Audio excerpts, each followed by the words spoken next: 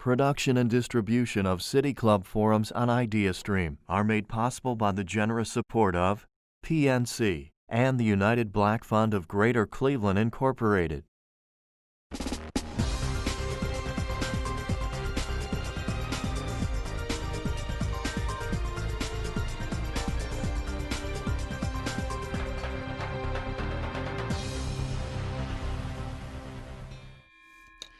Hello and welcome to the City Club of Cleveland, where we are devoted to conversations of consequence that help democracy thrive. I'm Dan Moulthrop, Chief Executive here and a proud member. Today's October 30th, and as we have since the pandemic hit Ohio, we are live once again from the studios of 90.3 WCPN IdeaStream. They're our public media partners, and we're deeply grateful for their partnership. It's October 30th, as I said, just 4 days away from Election Day. And with the presidential race at nearly a tie in Ohio, according to recent polls, Ohio appears to be living up to our reputation as a swing state. Ohio has a well-earned reputation there as a bellwether. Since 1896, Ohio has voted with the winner of the presidential contest 29 times, missing only twice, with Thomas Dewey in 1944 and Richard Nixon in 1960. And since the birth of the Republican Party, no member of the GOP has ever won the White House without winning Ohio, and only 2 Democrats have done it, JFK and Grover Cleveland. So who are we, Ohioans, and what makes us so uniquely positioned to reflect the identity of our nation? Award-winning author and essayist David Giffels set out to answer that question and spent a year traveling 4,000 miles throughout the state. He obviously took the scenic route, visiting people and places that offer valuable reflections of the national questions and concerns. He chronicles his journey in a new book. It's called Barnstorming, Ohio, to Understand America. David Giffels has been dubbed the Bard of Akron by the New York Times. He spent about a quarter century writing about what it means to live in his native state. For 18 years, he covered Ohio as a newspaper journalist, much of that time with the Akron Beacon-Journal. His 6 books all have Ohio themes and settings, and he teaches a course on Ohio literature at the University of Akron, where he's a professor of creative writing. He's won many awards, including the Cleveland Arts Prize for Literature, the Ohio Arts Council Individual Excellence Award, and a General Excellence Award from the National Society of Newspaper Columnists. He was selected as the Cuyahoga County Public Library Writer-in-Residence in 2018. We're going to begin with a short reading from David Giffels, followed by a conversation where he'll share stories from his journey and what he learned about the present and future of America from Ohioans. And then we'll turn, as we always do, to your questions. If you have a question for David Giffels, please text it to 330-541-5794. That's 330-541-5794. If you're on Twitter, tweet it at the City Club, and we will work your question in. David Giffels, welcome to the City Club. Thank you, Dan. It's great to be with you in Cleveland without actually having to drive to Cleveland. Oh, that feels like a little bit of some shade, but we will ignore it and let you read from your book. Would you kick us off with a little bit of prose? I will, thanks. This is from very early in the first chapter. I can't say that I was worried that morning in the way I might identify now. Like most people, I was occupied by the immediate concerns of the day, my classes to teach, an eye doctor's appointment, my expiring license plates. But I was worried, the way most people are, for my children, my son, who was beginning the police academy that day, the daughter leaving for class at the downtown university, still fretting over her path, asking me and my wife for an answer that we wished we had. What is my life going to be? I was worried, the way most people are, about the slim black smartphone at my side, the way it distracts and narrows my focus, the drag of social media, and the ways we no longer listen, and the ways we no longer speak. I was worried, the way most people were in 2019, about the chaos, division, and acrimony surrounding the presidency of Donald Trump. I was feeling that morning, like most people, the troubling misalignment of my country. And I was wondering about Ohio, a topic I wonder about perhaps more than any other. What I knew that morning and was beginning to consider in a newly urgent way is that I live in a very particular America, the America of Ohio, which has forever served uniquely as a reflection of the nation, a conscience of sorts. Even in a time when that reflection felt more like one from a funhouse mirror, I believed that in the far reaches of my territory, on farms and in little towns, in factories and in kitchens, there would be an answer to what that misalignment meant. So that's what I set off to find. The Ohio I was about to explore is such a remarkably reliable gauge of Americana that Bellwether is our default political cliche, and test marketers beat a perennial path to our food courts. Pulitzer Prize-winning native son Louis Bromfield observed nearly a century ago, in verbiage few other self-respecting Midwesterners would use, Ohio is the apotheosis of Americanism. Geographically and culturally, the state is an all-American buffet, an uncannily complete every place. Cleveland is the end of the North. Cincinnati is the beginning of the South. Youngstown is the end of the East. And Hicksville, yes, Hicksville, is the beginning of the Midwest. Across 88 counties, Ohio mashes up broad regions of farmland, major industrial centers, small towns, the third largest university in the country, the second largest Amish population, and a bedraggled vein of Appalachia. It is coastal, it is rural, it is urban and suburban. Mainly because of the industrial age migration of Europeans, white Appalachians, and black Southerners to the cities for factory jobs, Ohio developed a rich cultural and political melting pot. The state's 4 distinct seasons, each intense unto itself, unfold like Currier and Ives without the soft edges. It is the birthplace of professional football, rock and roll, the airplane, and chewing gum. As my friend Seth Borgen, author of a book called If I Die in Ohio, said over beers one night, Ohio has a little of everything and an abundance of nothing. Our uncanny knack for choosing the American president, therefore, should come as no surprise. Since 1896, Ohio's voters have sided with the winner in 29 of 31 presidential elections.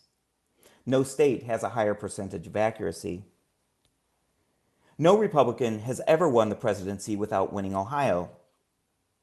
We are the only state to have a perfect record choosing the victor since 1964. In a 2015 interview with Cincinnati public radio station WVXU, Eric Ostermeyer, a research associate at the University of Minnesota, remarked on Ohio's electoral clairvoyance. The electorate in Ohio is willing to flip back and forth, he said. They have done that plenty of times. But the vote in Ohio always mimics the national vote. It's extraordinary. That's the voice of David Giffels. He's the author of Barnstorming, Ohio, to Understand America. He is our speaker today at our City Club Friday Forum. If you'd like to join the conversation later on with a question of your own or a comment, please text it to 330-541-5794. That's 330-541-5794. You can tweet your question at the City Club, and we'll work them into the program. David Giffels, thank you for that reading. Why did you write this book? It's kind of funny, actually. I'll give you a quick backstory. You mentioned in the introduction that the New York Times, in its review of my previous book, referred to me as the Bard of Akron, a phrase that makes me very self-conscious and even cringe a little bit. Not that I'm not proud of having written a lot about my hometown. It's my favorite subject and a lot about Ohio, but I felt like maybe I was being pigeonholed and it was time to kind of move beyond at least those borders. And so I was casting about for a new idea, And the 2018 midterm elections happened, and I was talking with my agent, and he said, David, it just seems like Ohio just always finds itself at the center of this conversation, the conversation of what happens in election cycles. And he's a New Yorker, but he was aware of Ohio having a sort of a kind of presence in the national conversation. And so he said, why don't you do a book, an Ohio book, sort of looking toward the 2020 election. And so, the person who thought he was going to step away from the Ohio topic now has written a book. The largest word on the cover of the book is the word Ohio. So, but as soon as I sort of engaged with that idea, I realized that we do have something to say and something to tell. And those of us who've lived here a long time know that 3 years out of every four, most of the country either ignores us or leans on very flimsy stereotypes about us. And then in the fourth year, everybody kind of comes here looking for, like, trying to poke us and see, what are we going to do? What are we going to do? Like looking for that answer. And very often my experience has been that our narrative gets told to us from outside sources who have tried to do a quick study. And I thought, what I want to do with this book is go to the very heart of that question: what does Ohio have to say about the nation? And tell it very much from within, in authentic voices that were allowed to speak for themselves. How did you decide where to go and who to speak to? Part of it was directed by a notion that political scientists and journalists have used for a long time of the five Ohios, which, very briefly, Ohio breaks down into five distinct regions: the Northeast, the Southwest, the Southeast, the Northwest, and Central Ohio. And each of those regions votes uniquely in a different way from the others. We have sort of like almost like five states within one. And it's not like there's a blend that says this is Ohio represents an average, but rather each of those five pieces could be extrapolated onto another part of the country to show how that part of the country is going to vote. So, and it's unusual in that way. No other state kind of breaks down that way. So I knew I wanted to visit each of those regions. And then within that, I knew that there were important national themes that are taking place now, that I wanted to find Ohio as a reflection of that national story, so that I could find individuals and places that would help cast light onto what was happening nationally, especially with some very complex issues that maybe we could shed light on. Could you just unpack yeah. that a little bit, though? That the state is five states in one, and so Central Ohio, and you said that that each of these regions sort of represents, or could be a proxy almost, for another part of the country. So unpack that a little bit. Sure. How does Northeast Ohio votes in a way that mimics which part of the country, and Central Ohio mimics which other part of the country? Yeah, so Northeast Ohio, obviously, as we know who live here, is post-industrial. It's very blue. It has a lot of old Union influence on Democratic politics, and it tends to more mimic the Northeast of the country. Southeast Ohio, the Appalachian region, is overwhelmingly white, high poverty, less populous. Has suffered through hard times economically and also with the opioid crisis. And not to be reductive, but it also kind of represents what's become called Trump country. A large, strong support for Donald Trump in 2016 emerged from that region. Southwest Ohio, primarily centered around Cincinnati, tends to be more conservative, feels more like the American South and less like the American East or the American North. And it really is the true beginning of the American South in a lot of ways. It was the Ohio River to Cincinnati was the crossing over point of the Underground Railroad. And in fact, the Ohio River was referred to as the River Jordan. So it's kind of represents spiritually and also sort of demographically what the South is more like. Northwest Ohio, much more rural, dominated by a farm economy, feels more like and is more like the true American Midwest. And then Central Ohio, obviously dominated by Columbus is more of a white collar, more urban, more. It's the only growing big city in Ohio, and so it kind of it represents a different version of the American experience than those other regions do. And so again, and also within each of those regions, there's also tends to be a sort of a self-centered media. And this is becoming less true as media becomes more diffuse, but even so, each has its own TV market, and up until recently, each had its own sort of central major newspaper or a couple of major newspapers that were like sort of the information centers. And you take all of that together, and you can see where those lines are. Can you take us to Cincinnati for a moment? It plays a unique role in the whole book. Sure. Yeah, I went to Cincinnati because I wanted to write about race in America. And Cincinnati is one of the most racially complex cities in America. It's one of the most segregated cities. It has a difficult sort of a lot of open wounds and a difficult racial history. It has a long history of gentrification going into urban areas that are primarily African American and pushing those populations out to restore the beautiful historic architecture, but also pushes those communities around to continue to evolve as a city. And so it has a lot of difficult questions and a lot of difficult sort of anecdotes, backstories. And so one of the stories I wanted to tell that took on a life of its own in the time since I visited was the story of Timothy Thomas, a young 19-year-old African American man who was walking in the over the Rhine neighborhood late at night. The police began to pursue him. They knew who he was, and he was wanted on some outstanding warrants, mostly for traffic violations. They started to chase him. He started to run. A young white police officer pursued him into an alleyway. Timothy Thomas's droopy pants started to fall. He reached for the waistband. The cop thought he was reaching for a gun, and the cop opened fire and shot him, and he died.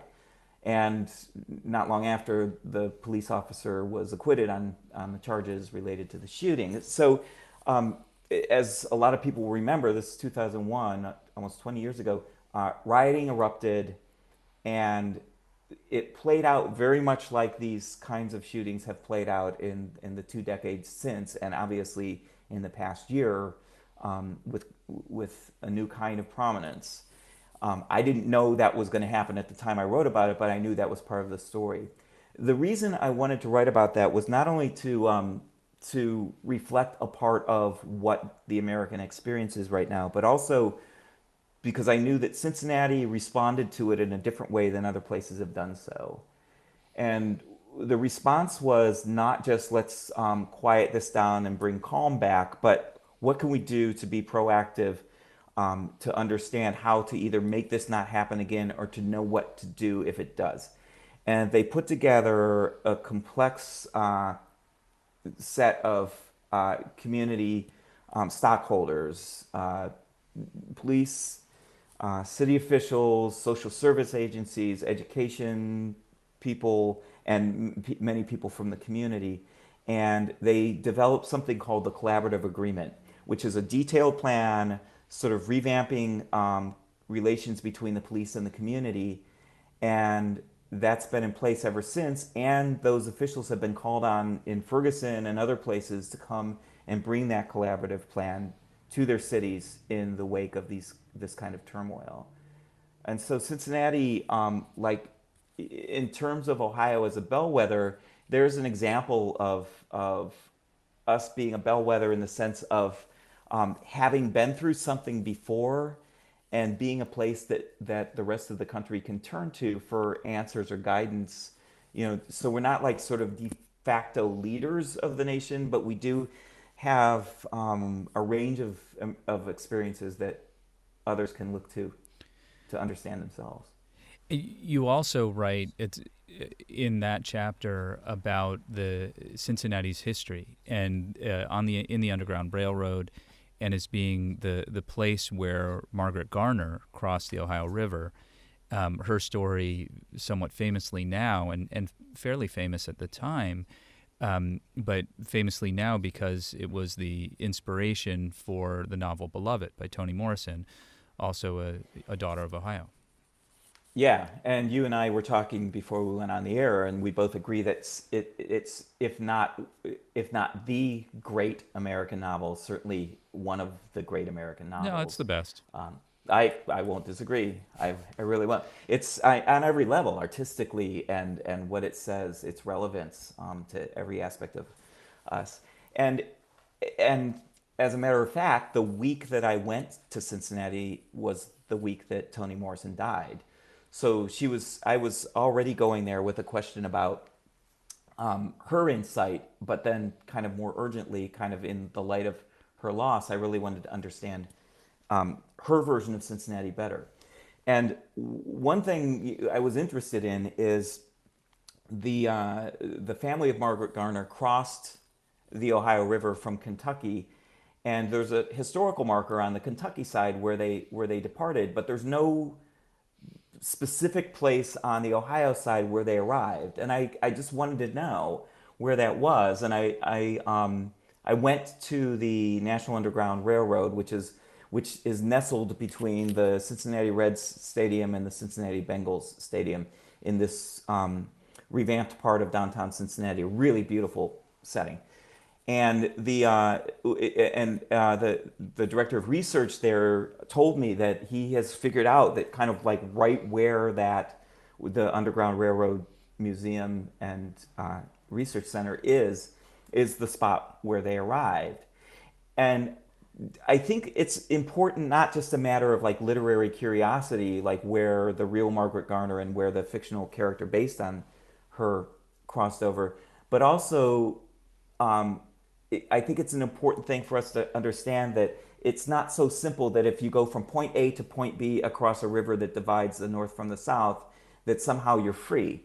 And the experts at the Underground Railroad Museum pointed out to me that the museum was designed to reflect that complexity of crossing over. It's a rough and uneven building. It has steel plates on the side that have been allowed to rust and kind of bleed down into the concrete.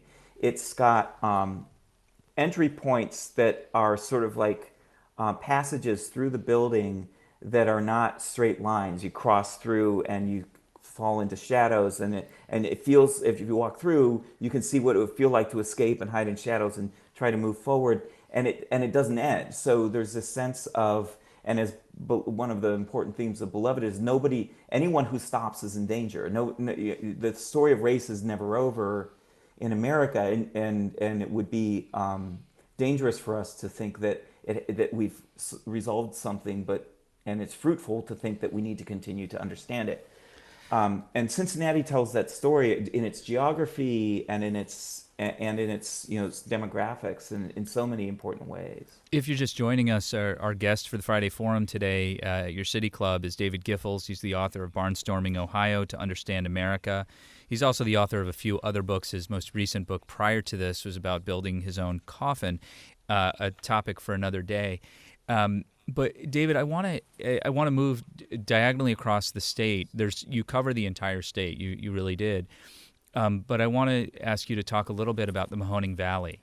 There is something very of the moment in the history of the Mahoning Valley, and I know that's sort of a strange, sort of paradoxical way to put it. But I think your book and the chapters in which you speak about, or write about rather, both Jim Trafficant and Tim Ryan kind of encapsulate a lot of that.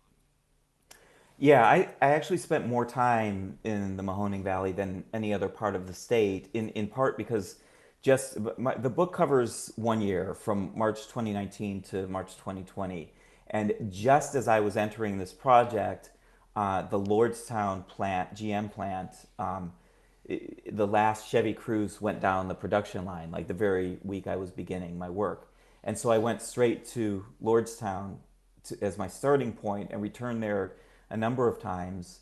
And then a very, very short time after that, Congressman Tim Ryan, who must have gotten wind that I was writing a book about Ohio in a political season.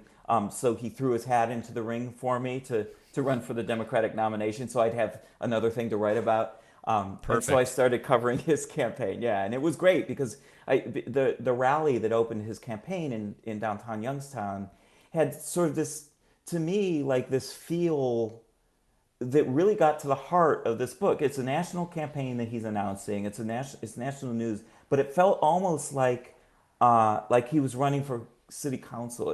It felt small town, hometown, in an authentic way, and he, as a child of a steel worker who knows what the history of job loss in Lordstown is down to his DNA, was kind of speaking at a moment when sort of the divide between the working people and the people of greater and greater means is kind of at the centerpiece of a lot of what we're talking about.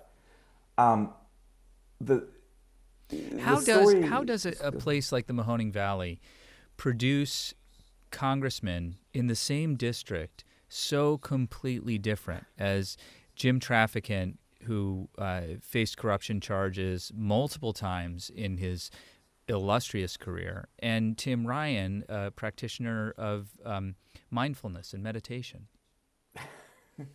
Ohio has a little of everything and an abundance of nothing, as my friend What Sephora is the said. slogan? Find it here? Um, but Tim Ryan began his career as an aide to Jim Trafficant, and Tim Ryan has had some really valuable insight into Trafficant. Trafficant is, for those who don't know, I can't put him in a nutshell because he's just too rich of a character. But Jim Trafficant was this outsider populist. He was a Democrat, but a bombastic sort of media baiting populist who knew how to stir up his people.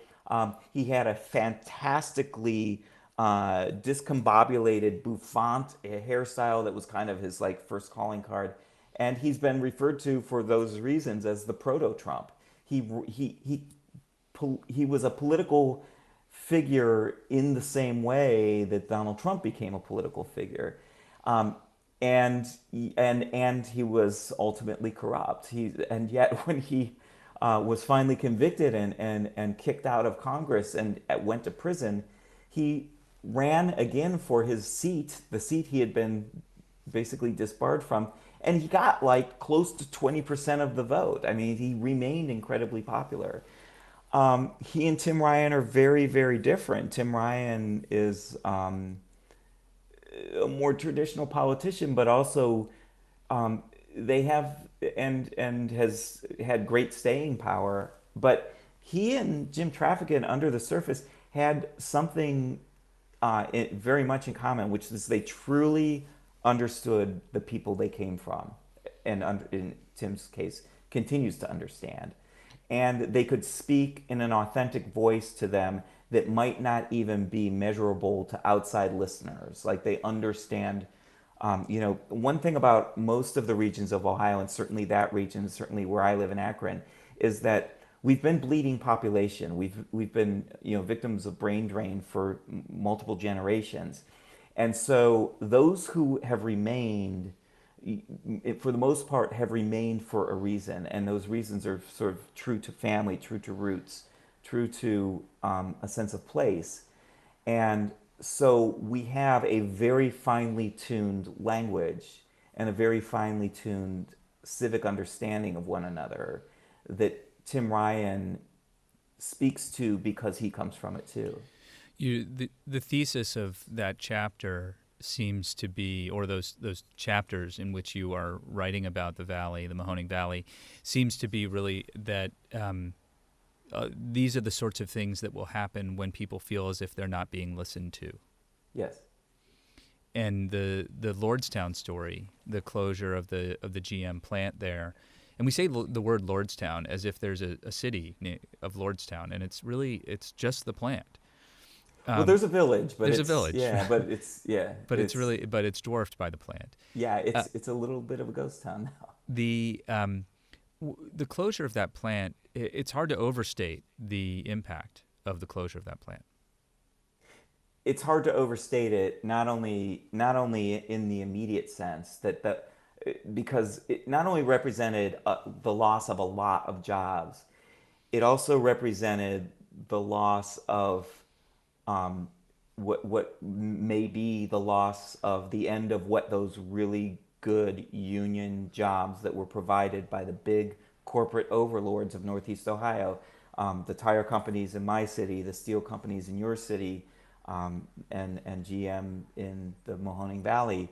Um, any new jobs that come to replace those are not going to be those $30 an hour, put in your life at the factory and retire, on firm standing kinds of jobs. But much more than that, that factory closing echoes straight back to Black Monday, the day in 1977 when Youngstown Sheet and Tube closed its plant. This almost atomic blast of an economic explosion that changed life in the Mahoning Valley to this day. And so anything that happens that resembles that makes people shudder. People know what it means there. And again, in great part because this is a populace that has a lived experience, a shared experience that they understand what happened a generation before because those generations have told that story. Some of the most heartbreaking moments in your book are the conversations you describe, or even just the text messages you describe receiving from people who had worked at the GM plant, who were waiting to hear where they were going to be offered a new position with GM, and were having to uproot themselves. And I think that the news coverage didn't begin to communicate to the rest of Ohio what a truly emotionally difficult experience that was. These weren't the losses of jobs. I mean, that's only the very beginning of it. There's a woman named Nanette Centers who I got to know, who she's in her mid-50s. Her family's all in the area around Lordstown. Her aging mother needed her care. Her everything was there. And when that job went away, at the age that she was at, she was concerned for good reasons that she might not be, very employable. And her only option would be to, if she was lucky in a way, to accept an assignment at another plant, at another GM plant, more than likely somewhere very far away from home. And in fact, when in our last correspondence, she was making these final steps toward making that decision. Her first grandchild had just been born right nearby, and she's going to have to move away from that. Her aging mother still needs her help. She's going to have to move away from her. She has aging pets that she's going to have to euthanize because she knows they can't make that move. It would be more stressful for them. I mean, just the devastation that underlies those numbers is, you're right, it's underrepresented in the news stories, which often focus on the economy or these big forces of a president sniping with a corporate CEO, and these and or in this case sniping with the union president. And the union president. Yeah, he tweeted out an insult at David Green, the guy who's just trying, he had just gotten elected president of the local, and it suddenly finds himself, on the national news and doing his best to try to fight. And he gets this, just this weak swat from the president on a tweet. And, I asked him, this had just happened when I sat down with him. And I said, what does it feel like to be in a Twitter storm with Donald Trump? And he goes, I don't know. I don't even have a Twitter account. He's just like a regular guy. And he's, but he's like, you do that. And I don't have any way to fight that back against that. And he's like, I've got way bigger things to worry about. And we don't see that side of that thing that we're fascinated by. Those great big sort of like the wars of the gods that are taking place overhead. Well, here are the wars of the foot soldiers, the invisible, anonymous foot soldiers. In Lordstown multiplies itself across the country. You could find a version of that in any place you go. And the whole spirit of my journey and what I found more than anything else was that feeling of not being listened to, and that feeling of anyone who does come to hear what I have to say wants something for themselves.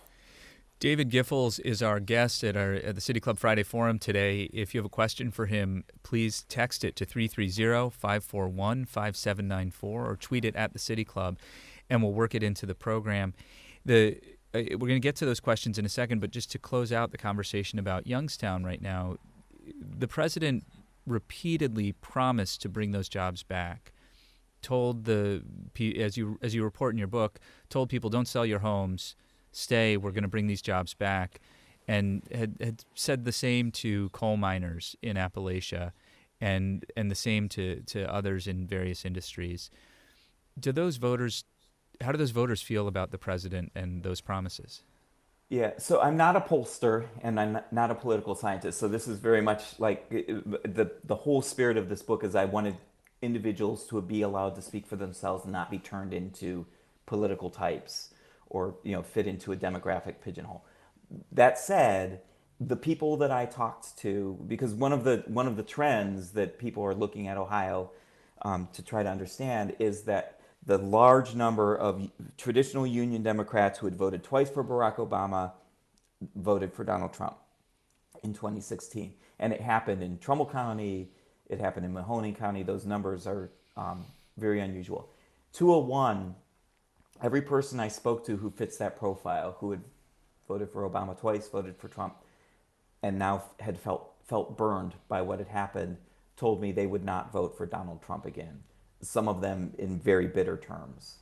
So, I mean, that's one thing that I'll be watching for when I start to watch, John King with his magic board on CNN, sort of break down where each vote goes by county. But I'm sorry, I'll be watching PBS and listening to NPR. Well, Dan, you're a good citizen of the nonprofit I'm world. paid to say that. David Giffels, let's bring in questions from our audience. And since we're talking about the importance of individuals and their stories and their contributions, it's fitting that we start with a question from Michael Patterson, who works for immigration attorney Margaret Wong, and in the Before Times came to every single forum and often asked a question about immigration. And he writes to us, in your travels throughout Ohio, was immigration one of the topics discussed? And if so, what do you think the consensus was? So it's not one of the main themes that I pursued, and so I don't have particular insight there.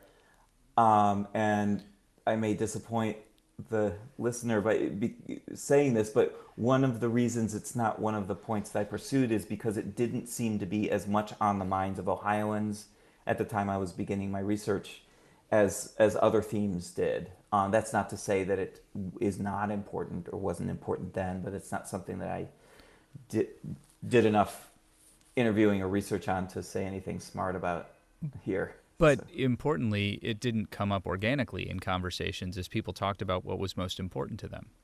That's true. Yeah, it didn't. That's very interesting.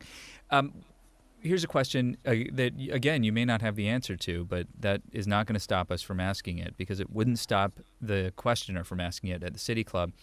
Why does Ohio have so many right-wing extremist groups, and what does that mean as a reflection of the country now and in the future?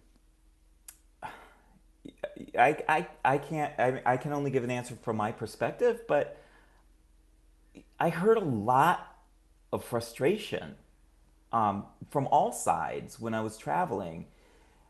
Frustration, again, of not being heard or of not being attended to. And, that's what drives extremism, is a feeling of voicelessness, a feeling of nobody's doing for me what needs to be done. So, I mean, I could say that you could probably follow that trail to its extreme and find that that's part of what those right wing groups do. I mean, if you look at the effect when they do get validated by the president of the United States, they're energized because they've been noticed and their names been spoken in a national forum. So I think that could be part of it.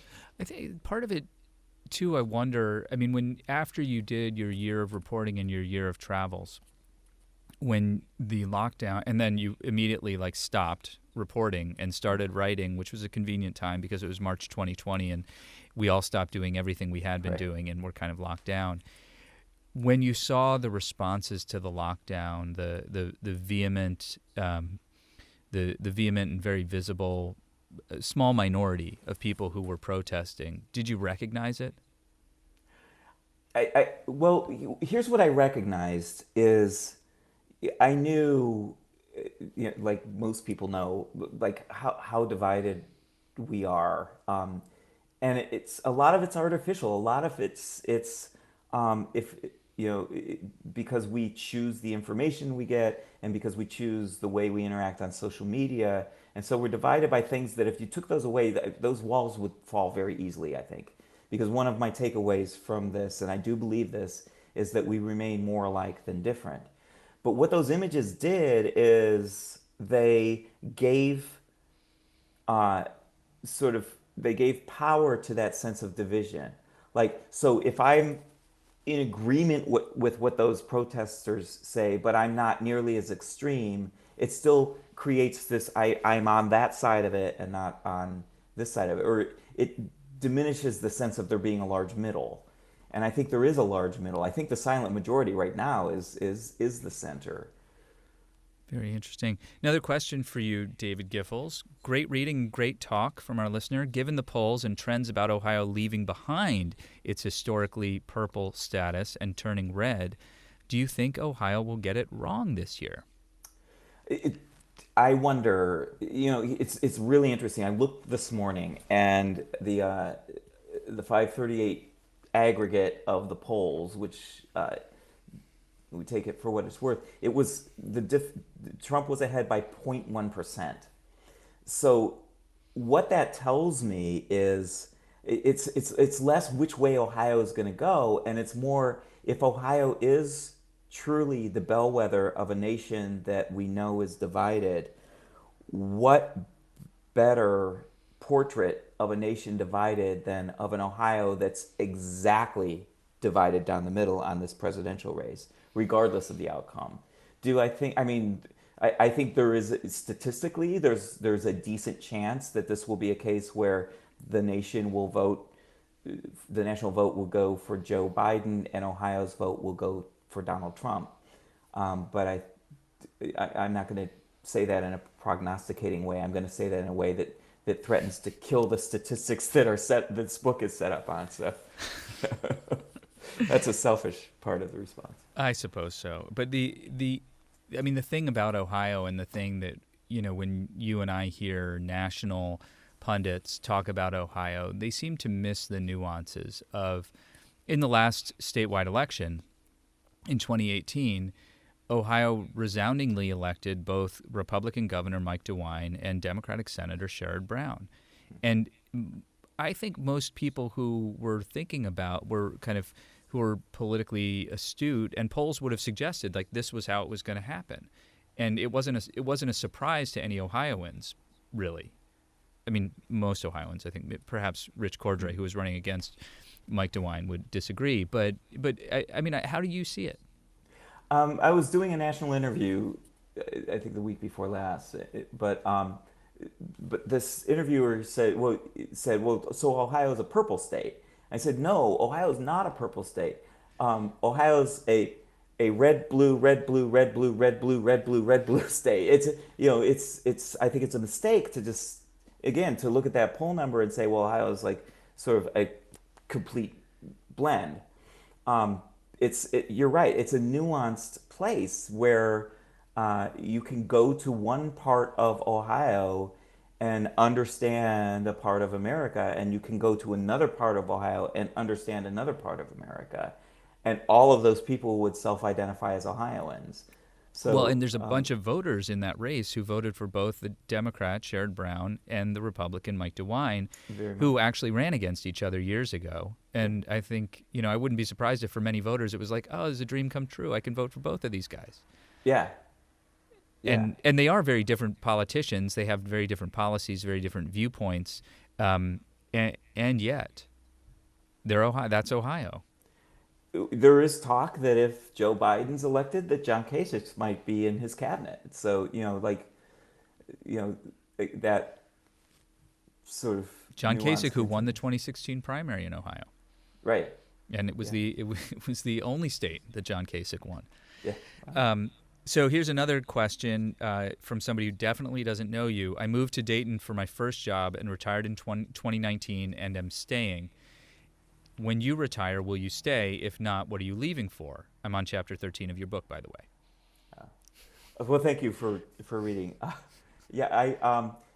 Once once the New York Times calls you the Bard of Akron, you kind of like, I guess I'll put down those roots now. Like you got to take it where you can get it. That's a very important question to me because much of the writing I've done over my career has been about the tension of whether to leave or stay in a place that is not the easiest place to commit to in some ways, or that there are obviously other places that seem easier to commit to, and so there are many reasons that I will stay here. It's my true home.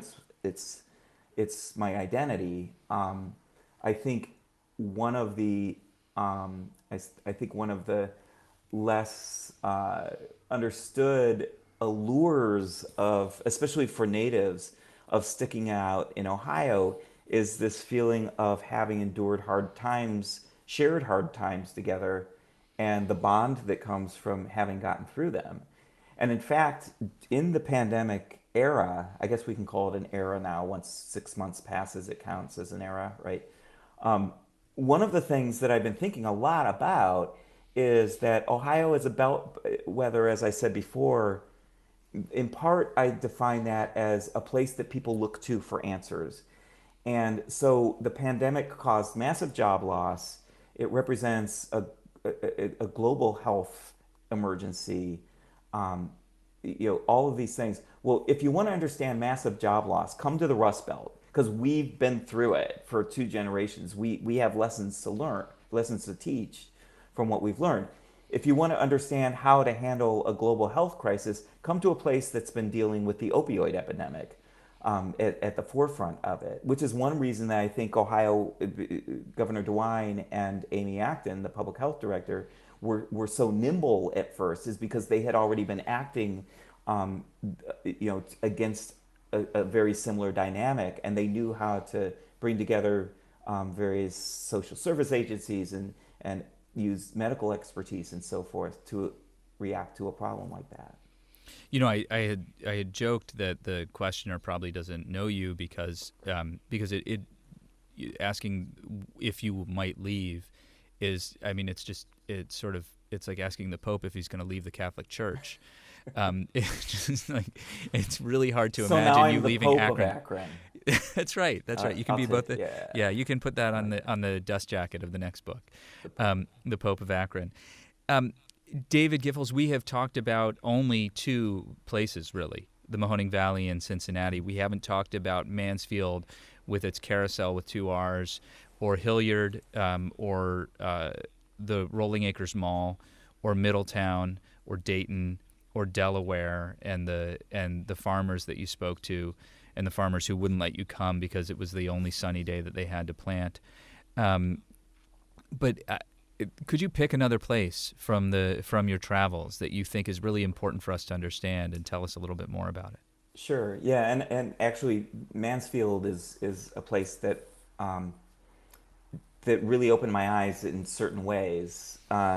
Mansfield is sort of the quintessential small town, Rust Belt small town, a place that has struggled as much as any place has, retains its small town Ohio-ness, Americanness, and but also retains its struggle. And so I went there, and one of the people I wanted to visit with was Leyland Fowler, who is the manager of a little downtown independent bookstore called Main Street Books. And I went and spent an afternoon talking with her, and she told me her story. She moved away, as many young people do, and she lived in the places that attract people away from Ohio. She lived in Boston, Washington, D.C., and New York City. And as she was approaching the age of 30, she decided she wanted to return to her hometown. She came back to Mansfield, and she was recruited, enlisted to manage this little independent bookstore. She got the shape of the Ohio flag tattooed on her wrist. She was like back and true blue, committed to Mansfield. And the story she told me, and it's an urgent story. She said, it was easy to exist in those other places I went. It's much harder to exist here in Mansfield. But she said, when I wake up in the morning in my downtown Mansfield apartment, I come down the stairs and I walk through the middle of downtown to the bookshop. And she said, it feels like I'm on Sesame Street. The other shopkeepers are there sort of waving, hi, Leyland, hello, Leyland, it's friendly. And she said, this is the America that people want to believe still exists. This is what people want to believe America is, because we're losing as we become more homogenized, and as our town squares become more like one of these that we're on right now, and less a true town square as we interact less at shopping malls because we're using online commerce. She said we're losing that sense, and but look how hard it is for me to exist. She's not making a living wage, and Mansfield is barely struggling, and nobody else would recognize this as the truth of America. But she said it's important to make decisions in your life that aren't necessarily easy in order to maintain an ideal that we believe is America. Otherwise, we'll lose a sense of our national identity. And she said it in more eloquent terms than I'm putting here, but she really hit to my heart. Well, I had been telling that story when the book came out, and I was doing the early round of interviews and so forth. And in the middle of September, just a few weeks after the book came out, I got an email from Leyland Fowler, heartbroken, letting me know that Main Street Books is closing. No. Yeah, that this bookshop that he had become my example of how what we can still be it's a canary in a coal mine situation. She's a warning sign. We do. It's so easy to exist anymore without thinking about not only how we spend our dollars, but who we support in political races and just how we operate as citizens. And it's easy to not think about it. And even with her as a cautionary tale, her reminder is still there. We have to be mindful of who we are as Americans, even in our smallest transactions, or we can lose a lot more than a little bookstore in Mansfield, Ohio. That I assume that is a casualty of COVID, of this pandemic and the economic turbulence it has wrought. I can't answer that. I can tell you that bookshop was never making money. But as she told me when I spoke with her, she said the reason the owner maintained it, kept it open, was because, quote, he believes that a downtown needs a bookstore.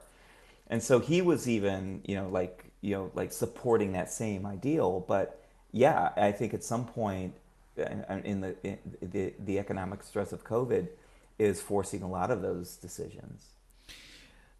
David Giffels, this book is called Barnstorming, Ohio, to Understand America, and it's obviously available at independent booksellers, and maybe Main Street Books in their liquidation is still selling some things online or something like that. But can I make a quick plug for, not just for MaxBacks, but for what we're doing right now?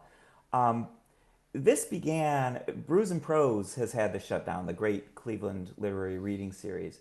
And I was talking with Lydia Manel, and who runs the series, and I'm like, is there a way we could do a program, to help Brews and Prose and also to help my book? And so we talked with Suzanne at Max Backs, and we're like, yeah, let's do something together. And then it was like, hey, why don't we check with the City Club? And so it was this very Cleveland, very Ohio thing where just like people who knew each other were like, we could do something, and here we are now. I know a guy. I know a friend with a So barn. yeah, exactly. So Max Backs is selling books with signed book plates, and I know they're offering a 20% discount to City Club members. But All support factually correct, David. support your local bookshop. David Giffels is the author of more than just Barnstorming Ohio to Understand America. He also has a great book about building a coffin and a great book about building a house. And our forum is, as he's noted, presented in collaboration with Brews and Prose. David, it's been so great to talk to you. Thank you so much for making time for us. It's been great, as always, to talk with you too, Dan. Thanks also to our members, sponsors, donors, and others who support our mission to create conversations of consequence that help democracy thrive. You can find out more and join them at cityclub.org/thank-you. Next week, we bring back a couple of City Club favorites, Claire Malone of 538 and Dr. Jeremy Suri of the University of Texas at Austin, to talk about Election Day and any outcomes we know about at that point. Also, please check out our new video series, Democracy Unchained. You can find out more about it at democracyunchained.io. Tom Steyer was on the episode that we just dropped. I'm Dan Malthrop. Stay strong and stay healthy. Please wash your hands, and thank you for voting. Our forum is adjourned. For information on upcoming speakers or for podcasts of the City Club, go to cityclub.org.